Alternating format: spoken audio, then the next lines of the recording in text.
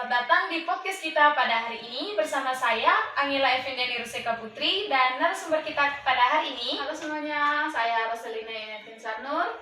Jadi pada episode kali ini kita akan membahas satu topik yang sangat relevan dengan kehidupan berbangsa dan bernegara, yaitu tentang bagaimana otonomi, kehidupan sosial, dan juga tentang keadilan sosial dan pendidikan kewarganegaraan yang saling berkaitan dalam membentuk masyarakat yang demokratis dan berkeadaban. Langsung saja kita simak pembahasan pada hari ini.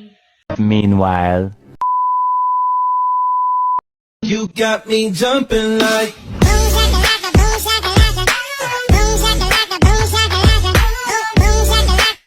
you got me jumping like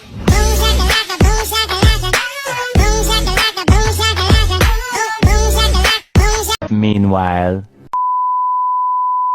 Baik, pada pembahasan yang pertama, saya ingin memberikan pertanyaan kepada narasumber kita pada hari ini. Nah, di mana apa yang dimaksud dengan hubungan dialektis antara otonomi dan keadilan sosial dalam masyarakat multikultural? Oke, terima kasih atas waktunya. Saya akan menjawab itu. Hubungan dialektis antara otonomi dan keadilan sosial merujuk pada saling keterkaitan antara kebebasan individu atau kelompok dengan distribusi hak, kesempatan, dan sumber daya secara adil. Otonomi yang tidak dibatasi keadilan dapat melahirkan ketimpangan, sedangkan keadilan tanpa ruang otonomi dapat menimbulkan penyeragaman yang respektif. Terima kasih untuk penjelasan dari narasumber kita. Lalu saya ingin bertanya, mengapa pendidikan kewarganegaraan itu sangat penting dalam mengintegrasikan nilai otonomi dan keadilan sosial? Oke, karena pendidikan kewarganegaraan tidak hanya mengajarkan aturan, tetapi membentuk kesadaran kritis, kemampuan reflektif, solidaritas, serta kemampuan untuk berpartisipasi dalam kehidupan sosial dan demokratis. Baik, lalu untuk pertanyaan yang ketiga, apa tantangan utama pendidikan kewarganegaraan di tengah pluralitas budaya dan agama? Oke, tantangannya meliputi potensi dominasi, nilai mayoritas, konflik identitas, kesenjangan sosial, serta sulitnya menciptakan pembelajaran yang inklusif, kritis, dan dialogis di tengah keberagaman. Lalu yang keempat, bagaimana paradigma demokratis kritis dan humanistik itu dapat memperkuat pendidikan kewarganegaraan? Paradigma demokratis kritis menumbuhkan kemampuan berpikir kritis dan keberanian mengatasi ketidakadilan. Sementara itu, humanisme menekankan empati, kemanusiaan, dan otonomi bertanggung jawab. Keduanya membentuk warga negara yang otonom, peduli, dan berkeadaban. Oke, lalu untuk pertanyaan yang kelima, mengapa pengalaman Belanda itu sangat relevan untuk pengembangan pendidikan kewarganegaraan di Indonesia? Karena Belanda sukses memberikan otonomi kepada sekolah sambil menjaga nilai dasar kewarganegaraan, ini relevan bagi Indonesia yang juga multikultural dan membutuhkan keseimbangan antar pluralitas, otonomi institusional, dan keadilan sosial. Lalu yang terakhir, bagaimana pendidikan kewarganegaraan itu dapat membentuk warga negara yang kritis dan inklusif? Oke, dengan menerapkan pembelajaran dialogis, selektif, kolaboratif yang menekankan partisipasi sosial, pemahaman keberagaman, serta tindakan nyata dalam menyelesaikan personal ketidakadilan. Oke, baik. Sekarang kita masuk pada bagian yang kedua tentang otonomi dan keadilan sosial dalam masyarakat multikultural. Nah, di sini saya ingin bertanya, bagaimana perkembangan konsep kewarganegaraan itu menurut Fougellers? Oke. Menurut Fougellers, kewarganegaraan mengalami dua proses. Yang pertama, perluasan menuju kewarganegaraan regional bahkan global. Yang kedua, pedalaman yang mencakup aspek sosial, budaya, keterlibatan aktif, bukan hanya status hukum. Oke, baik. Lanjut pertanyaan yang kedua, mengapa kebijakan pemerintah itu harus berhati-hati dalam mengukur pendidikan kewarganegaraan? Oke, agar tidak menimbulkan dominasi budaya mayoritas yang dapat menekankan kelompok minoritas sehingga mengancam pluralisme dan demokrasi. Oke, baik. Lanjut pertanyaan yang ketiga, apa sih ciri khas kebijakan pendidikan kewarganegaraan yang diterapkan di Belanda? Oke, Belanda memberi otonomi besar bagi sekolah untuk merancang kurikulum kewarganegaraan selama tetap sesuai nilai dasar seperti keragaman dan sejarah nasional ya. Oke, lanjut ya. Baik, lalu untuk pertanyaan yang ketiga, apa tantangan utama pendidikan kewarganegaraan di tengah pluralitas budaya dan agama? Oke, tantangannya meliputi potensi dominasi, nilai mayoritas, konflik identitas, kesenjangan sosial, serta sulitnya menciptakan pembelajaran yang inklusif, kritis, dan dialogis di tengah keberagaman. Lalu yang keempat, bagaimana paradigma demokratis kritis dan humanistik itu dapat memperkuat pendidikan kewarganegaraan? Paradigma kritis menumbuhkan kemampuan berpikir kritis dan keberanian mengatasi ketidakadilan. Nah, sementara itu, humanisme menekankan empati, kemanusiaan, dan otonomi bertanggung jawab. Keduanya membentuk warga negara yang otonom, peduli, dan berkeadaban. Oke, lalu untuk pertanyaan yang kelima, mengapa pengalaman Belanda itu sangat relevan untuk pengembangan pendidikan kewarganegaraan di Indonesia? Oke. Karena Belanda sukses memberikan otonomi kepada sekolah sambil menjaga nilai dasar kewarganegaraan, ini relevan bagi Indonesia yang juga multikultural dan membutuhkan keseimbangan antar pluralitas, otonomi institusional, dan keadilan sosial. Lalu yang terakhir, bagaimana pendidikan kewarganegaraan itu dapat membentuk warga negara yang kritis dan inklusif? Oke, dengan menerapkan pembelajaran dialogis, selektif, kolaboratif yang menekankan partisipasi sosial, pemahaman keberagaman, serta tindakan nyata dalam menyelesaikan personal ketidakadilan. Oke, baik. Sekarang kita masuk pada bagian yang kedua tentang otonomi dan keadilan sosial dalam masyarakat multikultural. Nah, di sini saya ingin bertanya, bagaimana perkembangan konsep kewarganegaraan itu menurut Fouw-Jellers? Oke, menurut Phil-Gellers, kewarganegaraan mengalami dua proses. Yang pertama, perluasan menuju kewarganegaraan regional bahkan global. Yang kedua, pedalaman yang mencakup aspek sosial, budaya, keterlibatan aktif, bukan hanya status hukum.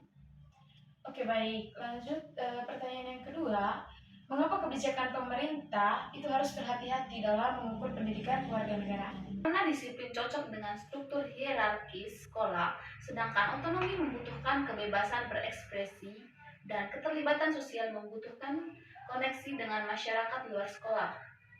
Nah, oke. Pertanyaan yang ketujuh, apa peran service learning dalam pendidikan kewarganegaraan? Lalu, apa peran service learning dalam pendidikan kewarganegaraan sekarang? Service learning melatih empati, tanggung jawab, dan keterlibatan sosial melalui aksi nyata di masyarakat. Oke, yang terakhir, bagaimana sih sekolah itu dapat menjadi taman bermain kewarganegaraan? Dengan memberi uang partisipasi siswa dalam pengambilan keputusan, mendorong dialog, dan menciptakan budaya demokratis di lingkungan sekolah. Oke, terima kasih untuk beberapa jawaban yang telah diberikan pada bagian yang kedua. Lalu kita lanjutkan di pembahasan yang ketiga tentang humanisme dan pendidikan. Nah, untuk pertanyaan pertama, bagaimana konsep kewarganegaraan itu dapat dipahami dalam perspektif humanisme?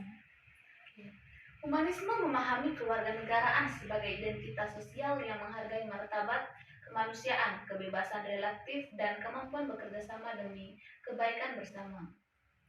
Oke, lanjut. Pertanyaan yang kedua, bagaimana kebijakan pemerintah itu dapat mempengaruhi pendidikan kewarganegaraan? Kebijakan pemerintah dapat menentukan arah kurikulum. Apa tiga tujuan pedagogis pendidikan kewarganegaraan menurut Lenders DKK? Oke, untuk yang pertama itu disiplin atau kepatuhan aturan. Yang kedua otonomi atau kemandirian berpikir. Yang ketiga itu keterlibatan sosial atau bisa disebut partisipasi dan solidaritas.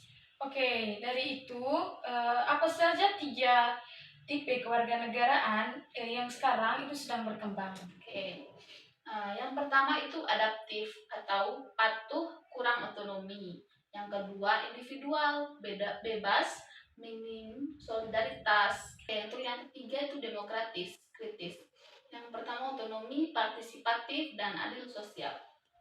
Oke, baik. Nah, terus pertanyaan yang keenam, mengapa otonomi dan keterlibatan sosial itu sulit diimplementasikan dibandingkan disiplin? Karena disiplin cocok dengan struktur hierarkis sekolah, sedangkan otonomi membutuhkan kebebasan berekspresi dan keterlibatan sosial membutuhkan koneksi dengan masyarakat luar sekolah. Nah, oke. Lalu, apa peran service learning dalam pendidikan kewarganegaraan sekarang? Service learning melatih empati, tanggung jawab, dan keterlibatan sosial melalui aksi nyata di masyarakat. Oke, yang terakhir, bagaimana sih sekolah itu dapat menjadi taman bermain kewarganegaraan? Dengan memberi uang partisipasi siswa dalam pengambilan keputusan, mendorong dialog, dan menciptakan budaya demokratis di lingkungan sekolah. Oke, terima kasih untuk beberapa jawaban yang telah diberikan pada bagian yang kedua. Lalu kita lanjutkan di pembahasan yang ketiga tentang humanisme dan pendidikan.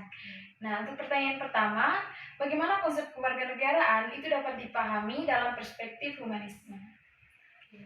Humanisme memahami kewarganegaraan sebagai identitas sosial yang menghargai martabat kemanusiaan, kebebasan relatif, dan kemampuan bekerja sama demi kebaikan bersama.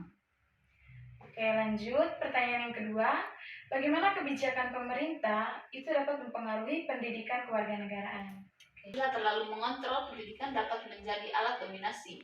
Bila terlalu longgar, dapat nilai dasar bisa kehilangan arah. Baik, untuk pertanyaan yang ketiga, mengapa model demokratis kritis itu dianggap paling ideal? Hal ini mendorong otonomi, solidaritas, kemampuan berpikir kritis, dan kesadaran terhadap keadilan sosial secara seimbang.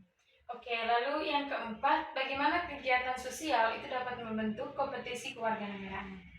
Kegiatan sosial menghubungkan teori dengan pengalaman nyata, mengembangkan kepedulian, kemampuan bekerja sama, dan kesadaran akan isu ketidakadilan.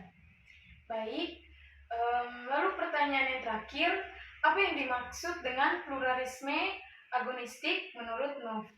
Oke. Pluralisme agonistik adalah cara hidup berdampingan dengan perbedaan tanpa memaksa konsensus, tetapi tetap dalam bingkai penghargaan dan demokrasi. Lalu, mengapa pendidikan kewarganegaraan strategis dalam membangun masyarakat demokratis? Karena pendidikan kewarganegaraan membentuk sikap kritis, solidaritas, empati, dan partisipasi aktif dan kesadaran demokratis sejak dini. Lalu, seperti apa kontribusi praktis dari pendekatan demokratis kritis dan juga humanistik? Membentuk warga negara otonom, kritis, peduli, serta berkomitmen terhadap keadilan sosial, bukan sekedar warga patuh. Lalu, seperti apa pelajaran penting dari pengalaman Belanda? Baik, lalu untuk pertanyaan yang ketiga, apa tantangan utama pendidikan kewarganegaraan di tengah pluralitas budaya dan agama? Oke, tantangannya meliputi potensi dominasi, nilai mayoritas, konflik identitas, kesenjangan sosial, serta sulitnya menciptakan pembelajaran yang inklusif, kritis, dan dialogis di tengah keberagaman. Lalu yang keempat, bagaimana paradigma demokratis kritis dan humanistik itu dapat memperkuat pendidikan kewarganegaraan? Paradigma demokratis kritis menumbuhkan kemampuan berpikir kritis dan keberanian mengatasi ketidakadilan. Sementara itu, humanisme menekankan empati, kemanusiaan, dan otonomi bertanggung jawab. Keduanya membentuk warga negara yang otonom, peduli, dan berkeadaban. Oke, lalu untuk pertanyaan yang kelima, mengapa pengalaman Belanda itu sangat relevan untuk pengembangan pendidikan kewarganegaraan di Indonesia?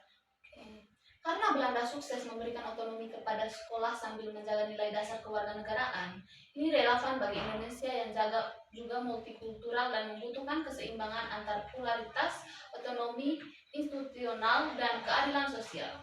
Lalu yang terakhir, bagaimana pendidikan kewarganegaraan itu dapat membentuk warga negara yang kritis dan inklusif? Oke, dengan menerapkan pembelajaran dialogis, selektif, kolaboratif yang menekankan partisipasi sosial, pemahaman keberagaman, serta tindakan nyata dalam menyelesaikan personal ketidakadilan. Oke, baik. Sekarang kita masuk pada bagian yang kedua tentang otonomi dan keadilan sosial dalam masyarakat multikultural. Nah, di sini saya ingin bertanya, bagaimana perkembangan konsep kewarganegaraan itu menurut Fougellers? Oke. Menurut Fougellers, kewarganegaraan mengalami dua proses. Yang Yang pertama, perluasan menuju kewarganegaraan regional bahkan global. Yang kedua, pedalaman yang mencakup aspek sosial, budaya, keterlibatan aktif, bukan hanya status hukum. Karena model ini mendorong otonomi, solidaritas, kemampuan berpikir kritis, dan kesadaran terhadap keadilan sosial secara seimbang. Oke, lalu yang keempat, bagaimana kegiatan sosial itu dapat membentuk kompetisi kewarganegaraan? Kegiatan sosial menghubungkan teori dengan pengalaman nyata, mengembangkan kepedulian, kemampuan bekerja sama, dan kesadaran akan isu ketidakadilan. Baik, lalu pertanyaan yang terakhir, apa yang dimaksud dengan pluralisme agonistik menurutmu? Pluralisme agonistik adalah cara hidup berdampingan dengan perbedaan tanpa memaksa konsensus, tetapi tetap dalam bingkai penghargaan dan demokrasi. Oke, baik, terima kasih. Baik, terima kasih untuk penjelasannya. Lalu yang pada bagian terakhir, saya ingin bertanya, apa kesimpulan utama tentang hubungan otonomi dan keadilan sosial yang sudah dijelaskan tadi? Oke, keduanya merupakan fondasi penting masyarakat demokratis. Otonomi harus dibingkai oleh keadilan, dan keadilan harus menghormati otonomi. Keduanya tidak bisa berjalan sendirian. Lalu, mengapa pendidikan kewarganegaraan strategis dalam membangun masyarakat demokratis? Karena pendidikan kewarganegaraan membentuk sikap kritis, solidaritas, empati, dan partisipasi aktif dan kesadaran demokratis sejak dini. Lalu, seperti apa kontribusi praktis dari pendekatan demokratis kritis dan juga humanistik? Membentuk warga negara otonom, kritis, peduli, serta berkomitmen terhadap keadilan sosial, bukan sekedar warga patuh. Lalu, seperti apa pelajaran penting dari pengalaman Belanda? Pelajaran pentingnya adalah bahwa otonomi institusional bisa berjalan seiring dengan nilai keadilan sosial jika ada prinsip dasar yang disepakati bersama. Oke, baik. Lalu, yang terakhir, mengapa Indonesia sekarang itu sangat membutuhkan pendidikan kewarganegaraan model seperti ini? Karena Indonesia menghadapi tantangan multikultural, ketimpangan, kritis etika, dan dampak globalisasi yang memerlukan warga negara kritis dan keadilan. Oke, baik. Terima kasih untuk penjelasannya tadi. Sekarang saya ingin bertanya, dari materi yang sudah dijelaskan tadi, coba jelaskan satu kasus yang mungkin relevan dengan materi yang dijelaskan. Kasusnya itu terjadi pada tahun 2023. Pemerintah pusat dan daerah bekerja sama untuk menjalankan proyek Rempang Eco City di Pulau Rempang, Batam. Proyek ini bertujuan menarik investasi besar dalam pengembangan kawasan industri dan pariwisata modern. Namun, pembangunan ini memicu penolakan dari masyarakat adat Melayu Rempang yang telah tinggal di wilayah tersebut selama ratusan tahun. Mereka menghadapi ancaman relokasi massal karena proyek membutuhkan sebagian besar lahan tempat tinggal mereka. Situasi memuncak ketika terjadi bentrokan antara warga dan aparat pada September 2023, termasuk penggunaan gas air mata, pembubaran massa, dan penolakan warga terhadap penggusuran. Kasus ini menunjukkan bagaimana wewenang daerah dalam mengelola wilayah dan investasi terhadap perbenturan dengan yang pertama kepentingan masyarakat lokal, yang kedua kewenangan pemerintah masyarakat pusat, yang ketiga kepentingan investor asing. Meskipun otonomi diberikan kepada daerah, keputusan strategis proyek besar sering melibatkan pusat, sehingga menimbulkan pertanyaan, apakah pemerintah daerah benar-benar mewakili aspirasi warganya? Yang kedua itu keadilan sosial. Kasus Rempang memunculkan isu yang pertama, masyarakat adat atas tanah. Yang kedua, kesetaraan akses dan proses pengambilan keputusan. Yang ketiga, keperlindungan kelompok rentan dari dampak pembangunan. Yang keempat, banyak warga merasa proses tidak adil karena kurangnya dialog, ancaman kehilangan rumah, dan ketidakjelasan ganti rugi, penggunaan aparat keamanan dalam proses relokasi. Lanjut, pertanyaan yang kedua, mengapa kebijakan pemerintah itu harus berhati-hati dalam mengukur pendidikan kewarganegaraan? Agar tidak menimbulkan dominasi budaya mayoritas yang dapat menekankan kelompok minoritas sehingga mengancam pluralisme dan demokrasi. Oke, baik. Lanjut pertanyaan yang ketiga. Apa sih ciri khas kebijakan pendidikan kewarganegaraan yang diterapkan di Belanda? Oke. Belanda memberi otonomi besar bagi sekolah untuk merancang kurikulum kewarganegaraan selama tetap sesuai nilai dasar seperti keragaman dan sejarah sosial nasional. Sejarah nasional ya, maaf. Oke, lanjut ya. Apa tiga tujuan pedagogis pendidikan kewarganegaraan menurut Lenders DKK? Oke, untuk yang pertama itu disiplin atau kepatuhan aturan. Yang kedua otonomi yang atau kemandirian berpikir. Yang ketiga itu keterlibatan sosial atau bisa disebut partisipasi dan solidaritas. Oke, dari itu apa saja tiga tipe kewarganegaraan yang sekarang itu sedang berkembang? Oke. Yang pertama itu adaptif atau patuh kurang otonomi. Yang kedua individual, bebas, minim solidaritas. Yang ketiga itu demokratis, kritis. Yang pertama otonomi, partisipatif, dan adil sosial. Oke, baik. Nah, terus pertanyaan yang keenam, mengapa otonomi dan keterlibatan sosial itu sulit diimplementasikan dibandingkan disiplin? Karena disiplin cocok dengan struktur hierarkis sekolah, sedangkan otonomi membutuhkan kebebasan berekspresi dan keterlibatan sosial membutuhkan koneksi dengan masyarakat luar sekolah. Lalu, apa peran service learning dalam pendidikan kewarganegaraan sekarang? Service learning melatih empati, tanggung jawab, dan keterlibatan sosial melalui aksi nyata di masyarakat. Oke, yang terakhir, bagaimana sih sekolah itu dapat menjadi taman bermain kewarganegaraan? Dengan memberi uang partisipasi siswa dalam pengambilan keputusan, mendorong dialog, dan menciptakan budaya demokratis di lingkungan sekolah. Oke, terima kasih untuk beberapa jawaban yang telah diberikan pada bagian yang kedua. Lalu kita lanjutkan di pembahasan yang ketiga tentang humanisme dan pendidikan. Nah, untuk pertanyaan pertama, bagaimana konsep kewarganegaraan itu dapat dipahami dalam perspektif humanisme? Humanisme memahami kewarganegaraan sebagai identitas sosial yang menghargai martabat kemanusiaan, kebebasan relatif, dan kemampuan bekerja sama demi kebaikan bersama. Oke, lanjut. Pertanyaan yang kedua, bagaimana kebijakan pemerintah itu dapat mempengaruhi pendidikan kewarganegaraan? Kebijakan pemerintah dapat menentukan arah kurikulum. Baik, terima kasih untuk penjelasannya. Lalu yang pada bagian terakhir, saya ingin bertanya, apa kesimpulan utama tentang hubungan otonomi dan keadilan sosial yang sudah dijelaskan tadi? Keduanya merupakan fondasi penting masyarakat demokratis. Otonomi harus dibingkai oleh keadilan, dan keadilan harus menghormati otonomi. Keduanya tidak bisa berjalan sendirian. Pelajaran pentingnya adalah bahwa otonomi institusional bisa berjalan seiring dengan nilai keadilan sosial jika ada prinsip dasar yang disepakati bersama. Oke, baik. Lalu yang terakhir, mengapa Indonesia sekarang itu sangat membutuhkan pendidikan kewarganegaraan model seperti ini? Karena Indonesia menghadapi tantangan multikultural, ketimpangan, kritis etika, dan dampak globalisasi yang memerlukan warga negara kritis dan keadilan. Oke, baik. Terima kasih untuk penjelasannya tadi.